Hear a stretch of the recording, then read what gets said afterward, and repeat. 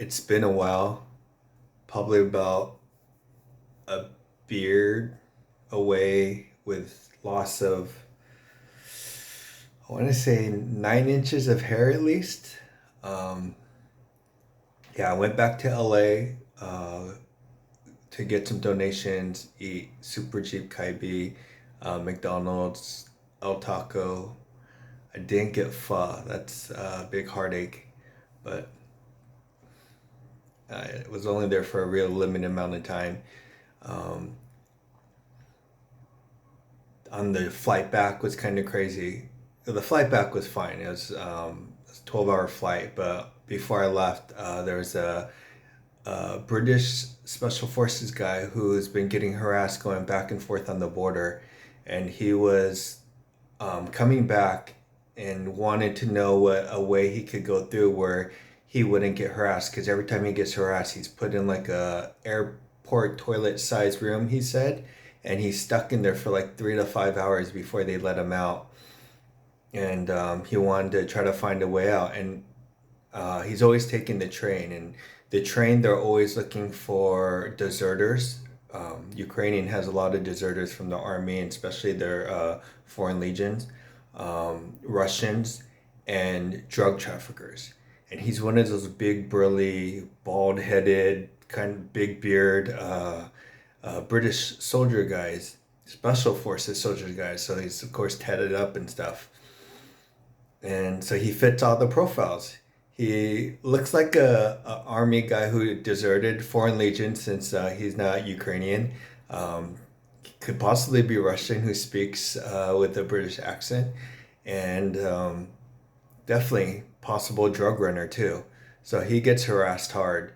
So because I drive my vehicle, and when I drove back, this awesome part. So I bought my car in Poland from Brasa BMW in Warsaw, and I drove that into Ukraine, and because I bought it with just very low miles, I have the warranty, and I gave them a kind of a little speech because I needed roof racks, so if I need to carry extra stuff that I could, use roof racks, and they wanted to charge me money, and my thing was, look, if Ukraine loses, if what I'm doing in Ukraine fails and loses, President Putin's come after Putin second. So it would behoove you to give me whatever I need to be successful over there. And they threw in the roof racks for free. This time, when I went to back to LA, I dropped off my car for it to get serviced. They completely serviced it. I let them know I need at least one spare tire because they're run flats, and they gave me sealers so I could always fill it up. But people are hitting landmines and stuff that are destroying the tire, not the whole entire vehicle, because some of these are so old and outdated that they're not working right. But I need an actual tire, a complete wheel. And so they said they would give me one. When I came back, they actually gave me four complete brand new tires, wheels, tires, and everything. And I told them I wanted my windows tinted, and they tinted my windows too. And they, of course, did all the servicing, and they did all this for free. And I don't know if you know how much run flat tires cost, but the tire alone would cost in Costco, I think I could get them for like maybe 250, $300. Here in Ukraine, I'm thinking they would probably cost at least $500 each. So that's $2,000 just in the tires. But they gave me brand new, or they look brand new, complete rims. So the whole tire and the wheel.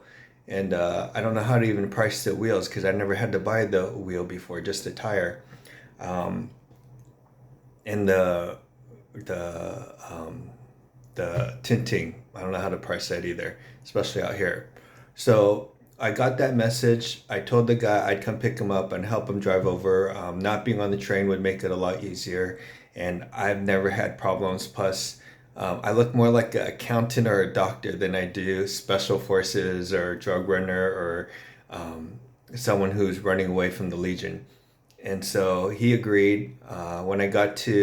I flew out of LA Saturday, got to Warsaw, Poland on Sunday, picked him up, and then we drove. We went to the border. It was like a 4 or 5 hour wait to get to the border patrol.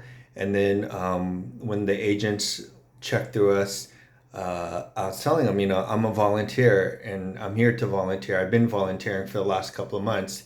And so they're looking at him asking, well, what is he here for? I said, he's a volunteer too. And they're like, no, he's not a volunteer. I was like, dude, he's a medic. And he actually is a medic. He's special forces medic as well as other stuff. But he's a certified medic. And so they didn't want to believe it, but I kept telling him, hey, I do evacs and this is my medic. He's very essential to get people out of the front lines and people who are trying to get out of occupied areas by Russia. And so they believed it. We got across. And then, unfortunately, because of that 4 or 5 hour wait, by the time we got across, it was past curfew. And then we had to talk our way through letting us keep on going because they want us to sleep on the side of the road once we pass the border. And it's not that comfortable and it gets pretty cold. And he's not the guy I want to be stuck in a car with all night long. So, great guy. Don't get me wrong, great guy. Just not what I wanted to do that night. So we ended up driving in all the way into Kiev, and usually Kiev is going to be the hardest checkpoint to get through. But again, we left so late that by the time we got there, it was already like 4:30 in the morning, and so there was no more checkpoint. We got in, and after that, I'm still trying to get readjusted to my sleep. Still have jet lag, and working right now as like a lot of the donations that I was given, whether it's money and medical. I've been putting it all together to build individual first aid kits, better known as IFACs, and giving it out to a lot of their embassy guards here in Kyiv, but now they're being sent over to East because they're actually in very big need of more manpower, more soldiers, and so they're being pushed out there. So I'm trying to give them IFACs. Most of them were not given IFACs, as well as buying these little tools to adjust their weapons. An AK-47, it has to be a special type of tool.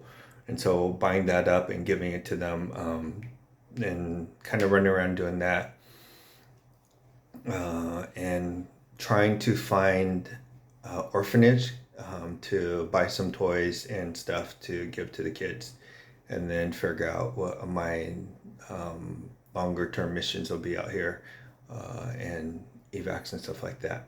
So to all the people who donated, I wanted to give you guys a shout out to, I'm not going to say your last names or anything like that because just security reasons, but hopefully you know who you are. President John, Scott and the DC team, Daniel and Yvette, Raul, Andrew, Jung, and Jessica. I really thank you all for donating and helping out. And I promise you, they're getting every cent is going to the people who need it, and it will save lives, help lives, and make things easier for the people out here. And I really appreciate it. And I really miss my hair. Funny, I didn't think I'd miss having long hair so much, but I miss McDonald's more. Well, everyone be well and fighting